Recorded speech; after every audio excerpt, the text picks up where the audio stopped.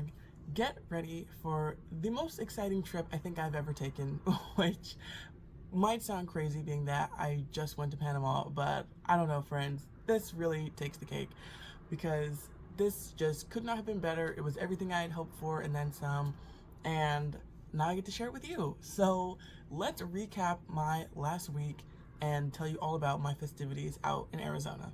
So it starts off with us having to get on some planes, and with the whole government shutdown and everything, I thought, okay, well, let's get ready to hurry up and wait. But thankfully, the flights, because I had 2 flights to Arizona, both of them were not only, not delayed, but they were early. So I went from Norfolk to Dallas, and that was early. And then from Dallas to Phoenix was early. And so I thought, okay, like everything's great, like everything's going very smoothly. It's, we're not gonna have any issues. Until we did.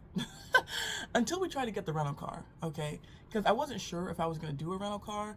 I thought, okay, maybe the church is close enough to where we could walk, so get my steps in, haven't forgotten. Or maybe we could, do bikes, or maybe we could just, if we're not going so many places, maybe we could just do Ubers. Maybe that would be more cost effective. So I wasn't sure. But when we got there, it made it abundantly clear that, yeah, we're definitely going to need a rental car. We were waiting to find out if we could get a rental car at first. That took over an hour. And then to actually get to the car, we got lost at the airport trying to find the rideshare pickup area. So that was an hour. And then when we're at the rental car place, we're waiting for the car for another hour. And then we get to the hotel. And by that time, we just barely, drop our stuff and head back out. Now, I only head back out, well, MJ and I, because my mom was actually sick. And so she stays back and she's like, hey, I need to recoup. Maybe I can bounce back by tomorrow if I just stay in and just cut my losses. And so she's back at the hotel, and MJ and I, we venture out because we're like, we can't miss a single drop of this week. We got to get every bit of it. And so we head out finally, and we get there on time, and we find the church, and the first event is soul winning. And from what I understand, that seems to be the norm, is that the first event of any conference is soul winning. And so I get out of the rental car, and immediately I see this lady that I'm friends with on Facebook, and she's like, oh, you're Virginia. And I said, yes, I am. And so she ends up being my partner, along with the lady that she rode with. And we go out, and we try to get some people saved. And then Romans 6:23 says, for the wage of sin is death. Do you know what a wage is? A wage? Yeah. What is it? So when you go to work and you perform work, it's you earn a wage. All right, your wages. So when we commit sin, what we earn is death. So at some point we're all going to die. Our body physically is going to die. But whenever our body dies, our soul's going to go to one of 2 places. Does that make sense? And I am pleased to announce that guy, he actually did get saved. So we are starting off the weekend on a really great note. And then after soul winning time, we had our first sermon of the weekend. But anyway, I was like, okay, well, while I'm trying to distract this guy, I might as well try to preach to him. So I tried to get into the gospel, but I did not get very far because I was about to quote John 3:16. I was like, John 3:16 says, and I was about to quote it. But this guy, he knew John 3:16, and he really knew John 3:16. Because as soon as I said, John 3:16, he just stops everything. And he just starts screaming it from the top of his lungs. He's just like, for God so loved the world that he was just so excited. He was just like, man, and I was just like, okay, this guy's crazy. Anyway, but I left him, and I went to go try to approach somebody else, and this made me mad. And this is why we're in Acts chapter 16. We'll look at this in a minute. But, I approached this one young lady. She was like a teenager or whatever, and I tried to hand her a card, did the whole thing. And I asked her, are you sure that you're going to heaven? And she said, no, I'm not sure. And all of a sudden, Gregory shows up from 10 feet away. He just runs up, and he's like, what do you mean you don't know how to go to heaven? For God so loved the world, or whatever. And anyway, he freaked out that lady. That lady left, and she wouldn't talk to us anymore. And that made me really mad. That reminded me of these verses in Acts chapter 16. Look down, if you would, at verse number 16. Acts 16. Did it fall off? Oh, okay. Sorry. Yeah, there you go. We got Gregory in here now. No, I'm just joking. Anyway. And then after that, a bunch of people, they, met up and wanted to go out to eat or, just go out and have some more fellowship.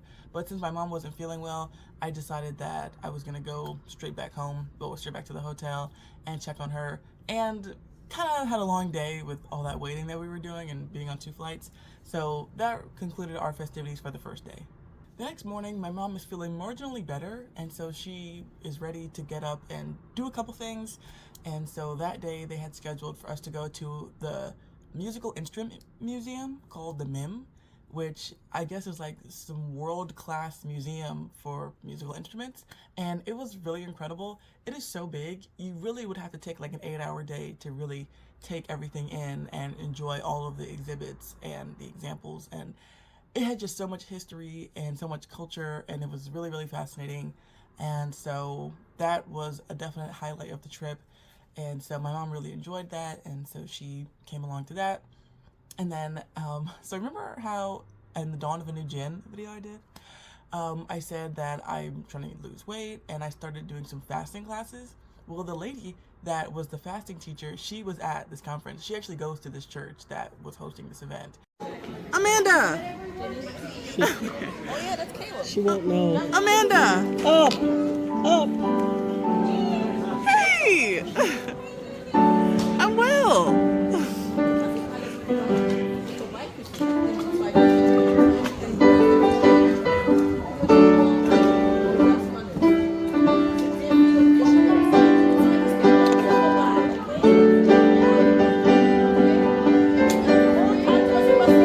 And so I saw her at the MIM museum because it was a big group of us, and I saw her the day before, but I didn't actually get to see her. Well, I didn't get to talk to her.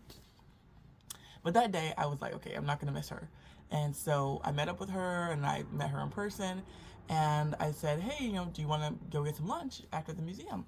And I told her that I wanted to go to this restaurant called JL Patisserie, which had some TikTok drama like a few weeks ago. And so I wanted to go and see it for myself. And so she said, yeah, let's go. Doesn't that sound great? Doesn't that sound like a lot of fun? You and a new friend going out to eat at this, restaurant that had some drama take place. Well, the restaurant has multiple locations, and there are 2 locations in Phoenix. And so I was at one and she was at another.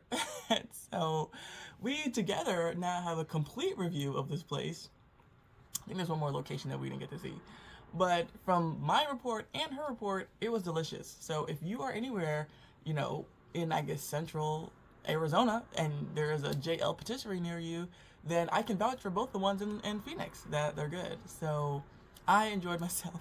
I would have enjoyed myself more had I actually communicated properly and been where I was supposed to be, but hey, it all is well as that ends well. Alright, so what we have here, this is a quiche. They're traditional quiche Lorraine. A maple shaken something. Chicken salad, a chocolate eclair, apple pie, pumpkin pie chai. How is that? Quiche Lorraine. Yeah. You said quiche Lorraine or something like that. Oh yeah, quiche Lorraine. And how's your chai? Oh, it's yummy. Oh good. Yes.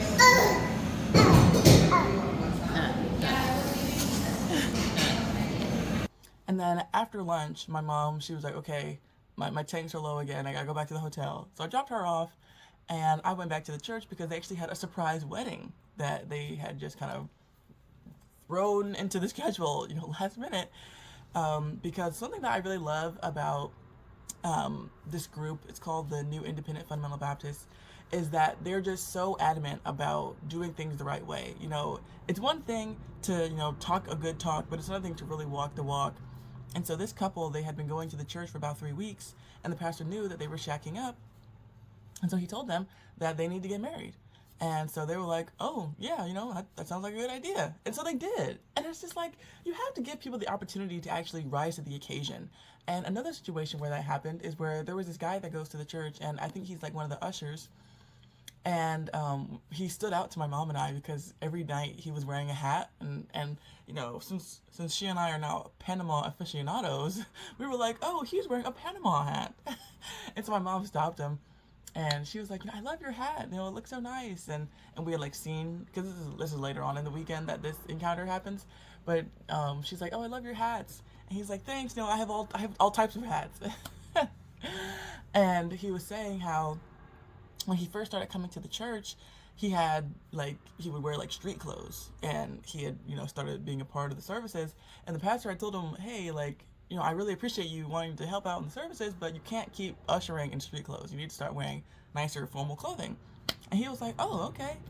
And it's just like, so many churches are afraid to correct someone and guide them on the right path because they're afraid of offending them, or that they'll want to leave the church, or that they'll get butthurt. But it's like, I mean, just ask. I mean, all they can say is no. I mean, they could leave the church or whatever, but who cares? Why would you want a church full of people that don't want to step in line with what the church is doing? So I just love that. And this was a very beautiful wedding, and I wish 100 years for the happy couple. And then after the wedding, there was some more soul winning time. At this time, I don't think my group got anyone saved, as far as I remember. Maybe the other girl did again. I didn't get anyone saved the whole weekend, spoiler alert. But hey, I'm not gonna worry, because my job is just to deliver the message, and whatever they do with it after I deliver it is on them. But yeah, we had some more soul winning time, and then we had our next preaching event of the day. People are just so easy to just turn on you, stab you in the back, kill you. Yes, the Bible even says this, just beware of men. Do you know that's a verse in the Bible? Just beware of men. Because men suck, okay? People just suck in general. And once you learn this doctrine, it'll help you in life. You need to have low expectations with people, okay? You have to check your food before you leave the drive-through window. Why is that funny? Because it's true. Why is it true? Because all drive-throughs suck. Why? Because all people suck. It's just an easy doctrine to adopt, okay? And then that night, even though my mom was still at the hotel, she said she didn't mind if I went out that night. And so after the preaching, I went out to a food truck with a bunch of people from the church. And this food truck specifically, like, their claim to fame was that I had bacon-wrapped burritos, which, I mean, of course, who would turn that down? But when I got up to the counter, because it was such a big group of us, when I asked for the burrito, they said it was going to be like an hour wait. And I said, oh, no thanks. I'll take a quesadilla. And so, even that took a while. So I'm like, okay, maybe if I had waited like another 10 minutes, I mean, I could have got a bacon wrapped burrito. So squandered opportunity, but hey, I know better for next time. And so I got my quesadilla, and it's like I said, it still took a while. And so I did all my fellowshipping as I was waiting in line. And then as soon as I got my food, I said, I'm gonna see y'all later. And I went back to the hotel. And that concluded our second day in Arizona. The next day, Mom is still trying to get on the good foot, but thankfully it starts off with more preaching, so she's able to kind of take it slow. Nope, this and this and this. She answered correctly. The other person was like, yeah, I believe that. That's what makes sense. And then it was what it was. I talked to the kids. Yeah, I believe that too. I believe that too. So then I decided to pray with them. But then I'm like, okay. Then I went to another kid, started talking to him, and then gave him the gospel. After it was done with him, I'm like, hey, if you want to pray, I could just pray with you right now. She's like, absolutely, I would love to get saved. So I started praying with him, and then I noticed that one of the original 7, he was still to the side listening in. And then I started praying with him. So then I prayed with him. And it's like, did you mean that? He's like, yeah. So if you die right now, where are you going to go? He's like, oh, I'm going to heaven. 100%, 100%. And then I told him, well, listen, now that you're saved, you know what God wants you to do? He wants to get other people saved. So I'm checking his salvation. It's like, so if somebody would ask you what I have to do to go to heaven, what are you going to tell them? Oh, I'm going to tell them they have to believe on Christ. But at the same time, okay, good. So, you just got saved right now? And he's like, yep. And then the other kid's like, yeah, one more. He's like, what do you mean one more? He's like, one more. The kid that was one of the original 7. I'm like, what are you talking about? He's like, I prayed too. I just got saved right now. He's like, I finally got it. I got it. It's like, so you didn't get saved the first time? It's like, no, I didn't understand it, but now I got it. So he just prayed without me even asking him to pray the second time. So in the end, you just don't know what you're going to get. But that was probably the funnest time out of the entire cruise, because the other times was a little bit too, what you can say, hard. You just have to earn every salvation. And then after that, they give us some more downtime, because after that, we're going to go roller skating. And so in our downtime, we decided to meet up with that girl that I went soul winning with that first night and the second night. And we decided to go get some food, and then I decided to go get my feet done. Now, I would say absolutely do not go to this place that I went to, because I don't know if it's just not how things are done out in Arizona, or if they were actually breaking the law. But here in Virginia, when you're getting a pedicure, they have to put these like little plastic bags in the tub, and they have to have the tools get autolyzed in this like sterilizing machine. And I didn't see any of that. at the salon. So I know that Arizona is pretty much the Wild West. They have like no rules when it comes to homeschooling, and they have no rules when it comes to a lot of other things. So maybe that's just how they do it out there. Hey, God bless them, but I was not a fan. Okay, so my pedicure came out great. He did a very good job of polishing my nails, so that was good. But the questionable safety standards and sanitization standards left me wanting more. So yeah, as of right now, as of recording, I still have all of my toes, but I'll be keeping you updated as the story develops, okay? And so, like I said, after that we went roller skating, and we were out there. And now this was actually my first time roller skating since Mario and I were dating. Yeah, this is not something I do very much. Actually, no. Maybe, because I remember one time I went with my brother. I think it was Mario and my brother and I, but I don't remember when that was. So maybe there was one other time in the last 4 years that I've been roller skating. But yeah, the last time I really remember was with Mario and I when we were dating, and then it was my best friend and her boyfriend.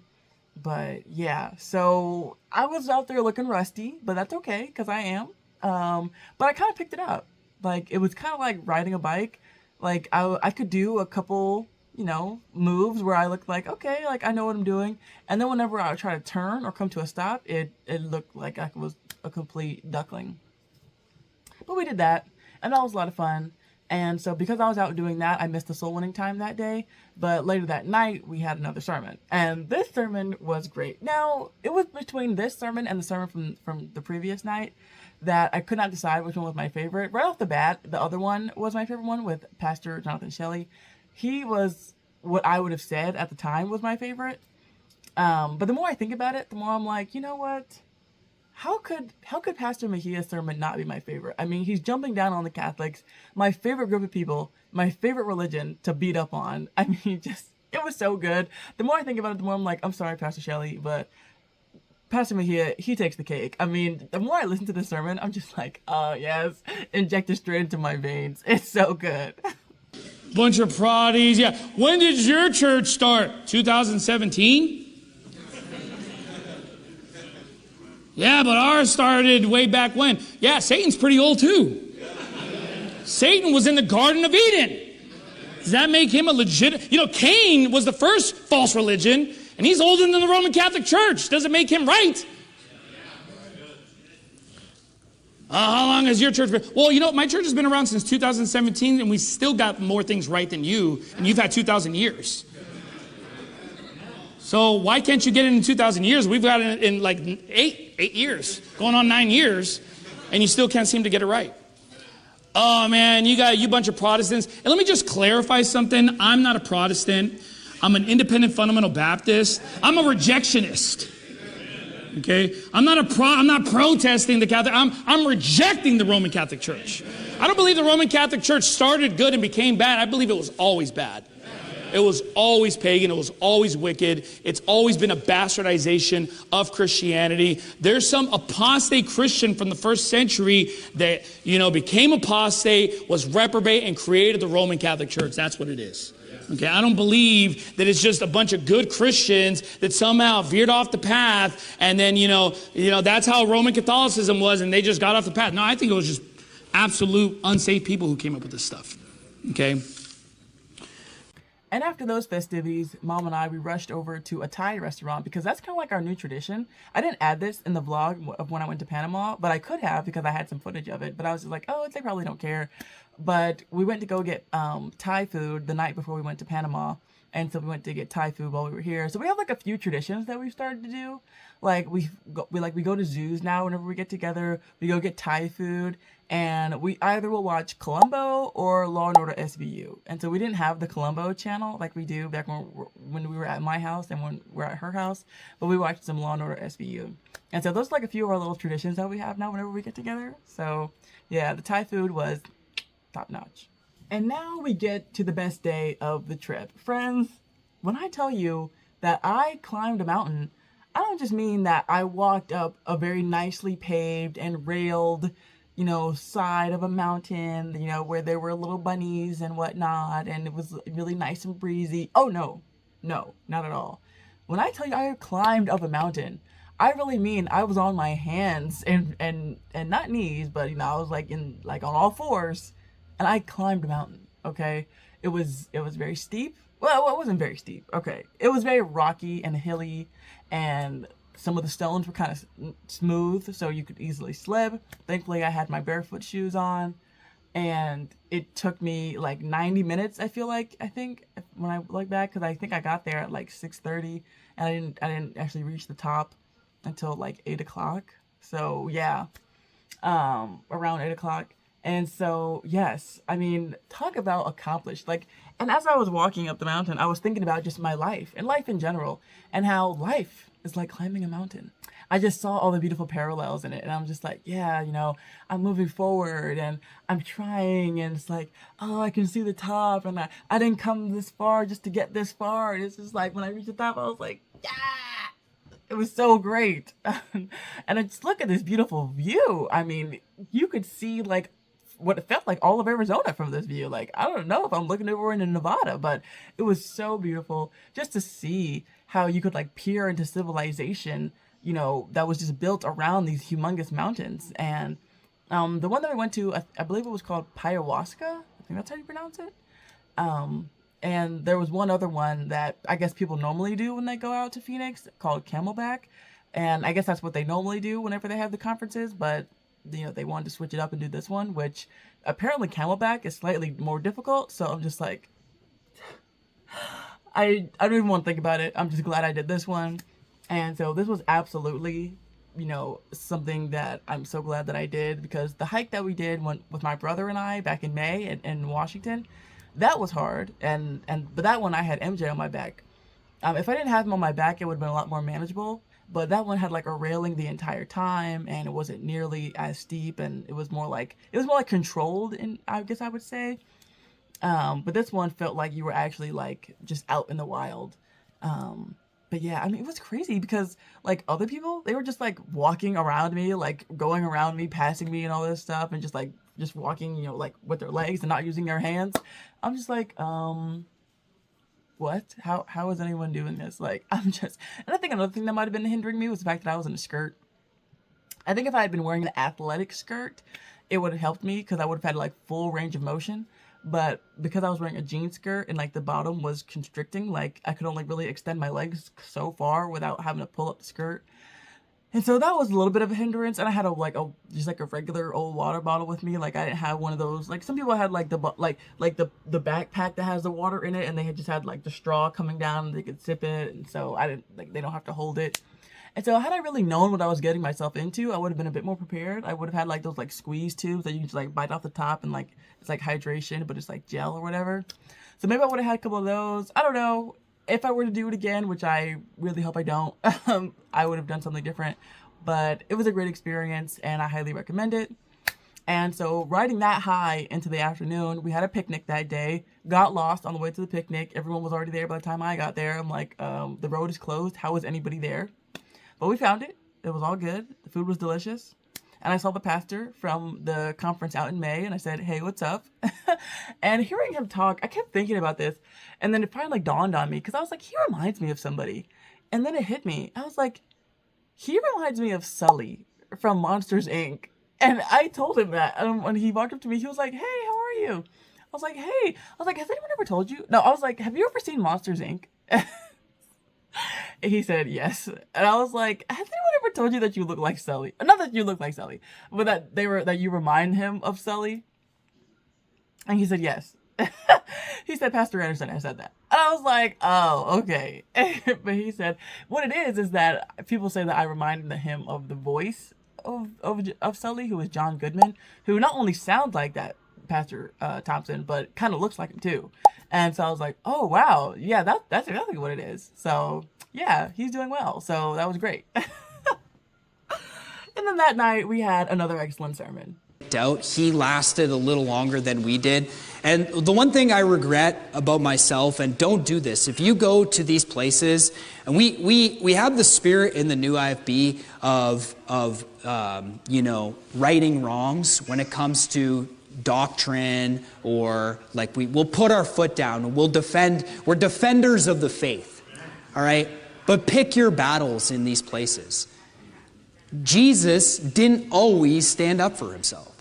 Jesus, when they would come to kill him, he would sometimes slip away. He didn't want his name to be known at some times. We have to be wise as serpent and harmless as doves.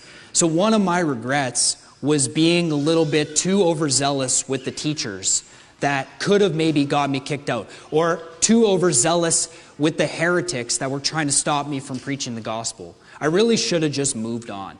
I should have just been like, oh, okay, yeah, sorry, we'll just agree to disagree. So when you're in these colleges, if you ever go soul winning in these colleges and someone wants to argue with, maybe that's not the hill to die on. Maybe it's time to just walk away. And that wrapped up my very wonderful Saturday. And now, sadly, we are at the end of the conference. Sunday morning, we get up, and the pastor who is hosting the event, it's his turn to speak, and he gets up and delivers a phenomenal sermon. I mean, this guy, he's bona fide, doesn't miss. So yet another powerhouse sermon. What the? And people will sometimes have this objection, hey, what if you commit murder, or what if you do this, or what if you do that? And so I thought that he was scoffing at eternal security. I thought he was scoffing at the freeness of salvation being by grace through faith, because he brought this up. And I said, yeah, technically, yeah, if you believed on Christ, if you're saved and you did those things, yeah, you'd still be saved, because it's impossible to lose your salvation. I quoted him some scriptures to prove that to him. And I said to him, I said, do you think that this is too good to be true? That it would be that easy. Do you think it's too good to be true? And he said, no. He said, no. He's like, I agree with you. He's like, I believe. I totally believe what you're saying. He said, I'm just making sure that I understood correctly and clarified. But he said, I believe it. But when I asked him, is it too good to be true? He gave me the most awesome quote. And I love this because this guy just got saved like 5 seconds ago. And he was already giving me just the most awesome quote. He said, you know what? He said, salvation is too good to be true, but Jesus died so that it would be true. I was like, whoa, call Hallmark, put that on somebody embroider that and put a frame around it. And it just goes to show, man, when people get saved, the Holy Spirit moves in, and it's like, you're preaching better than I am. And then because technically the conference is over at this point, they don't have any more afternoon activities. It's just the regular morning sermon and then the evening sermon that they always have. And so in the middle, my mom and I would decide to go to a zoo, because like I was saying, we're zoo people now.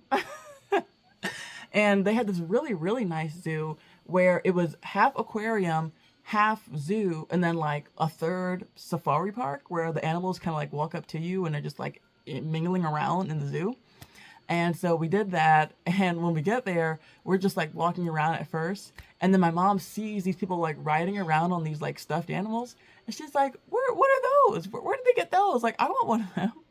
And so we go back and we get her one, and she's like, oh man, this is worth the price of admission. We could be here all day now. And I'm just like, great, Mom, I'm glad you're enjoying yourself. And so another thing is that her favorite animal is a giraffe. And so for the last 2 zoos that we've gone to, I've tried to talk her in to feeding a giraffe. And this time she said that she wanted to. And then we get there and she's like, no, actually I don't. I'm like, what the heck, Mom? And so I feed the giraffe because I'm like, I'm not messing around with you. I'm going to get this moment. And so it was weird. Their tongue feels weird, but it was fun. It was enjoyable. I'm glad I did it. And we saw a bunch of other, regular zoo type animals, monkeys, crocodiles, deer, all different types of stuff. And we didn't even see everything. Thankfully, we went on this air tram where we got to see a large group of things. We didn't even see the camels. I don't even know how we passed the camels and didn't see them.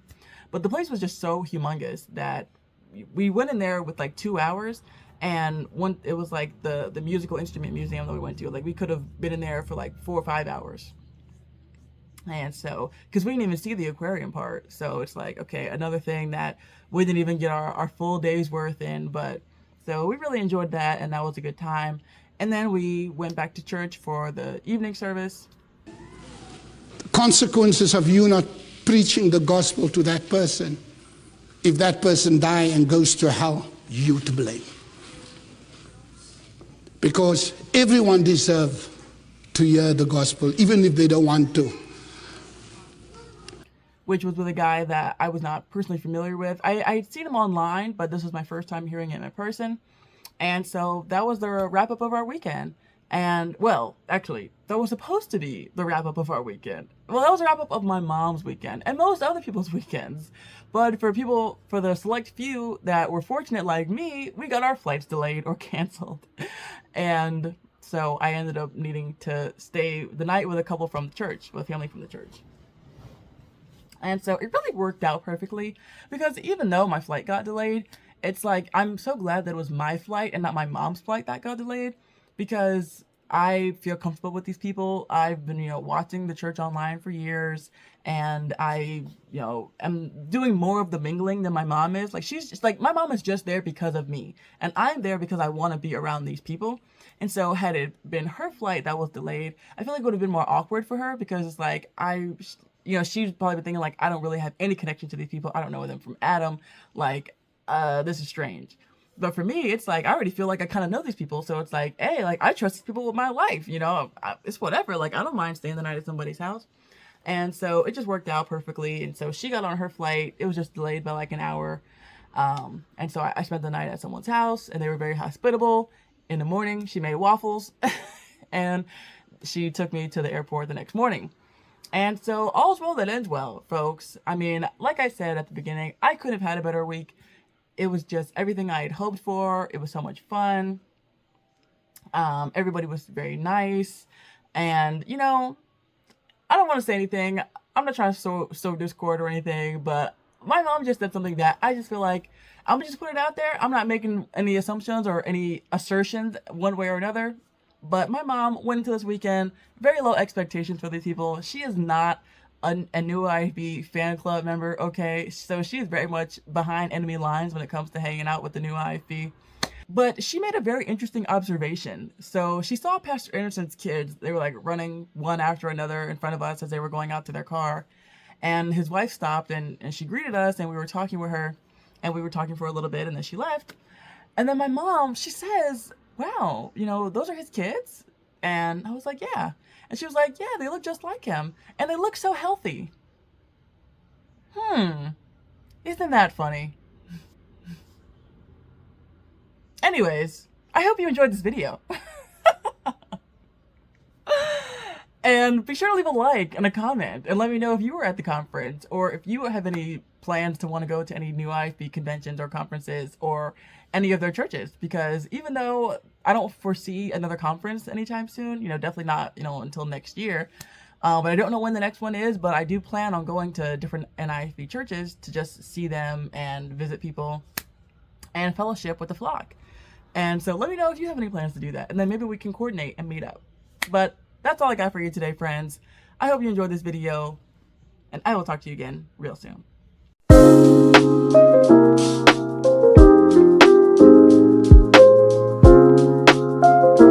Becca hadn't had a lot of success out soul winning so far. We were only there for a couple hours trying to make the best of it. I got one salvation, but it was lunchtime. And so Becca, decided to go for a really adventurous choice for lunch because, we're in Austria. You got to sample the local fare. And so I told Becca, I said, look, we can go to lunch wherever you want. And she chose Subway, which is literally the most common franchise on the planet. There's actually like twice as many Subway locations as McDonald's, okay? And so I guess, I don't really blame her because my wife makes the best German food anyway. And so, it would have been a step down no matter what we did. So Becca had this idea of going to Subway for lunch. I'm like, okay. And here's the thing, what she meant for evil, God meant for good. And let me tell you why, okay? Because when we get to Subway, we're sitting there eating our sandwiches. And this is where the boldness comes in. We're sitting there eating our sandwiches at Subway. And, Becca looks down this long corridor, way deep into like an employee-only area. I mean, we're talking way behind enemy lines, way deep back there, is this teenage boy sitting at a table on his break in the break room. And Becca says to me, she's like, man, do you think I could go back there? Like, I know it's employee only and it's way back in there, but she's just like, that guy's just sitting there. And I just feel like this guy's going to listen if I go back there. I'm like, go for it. I'll cover you. She's like, cover me. I'm going in.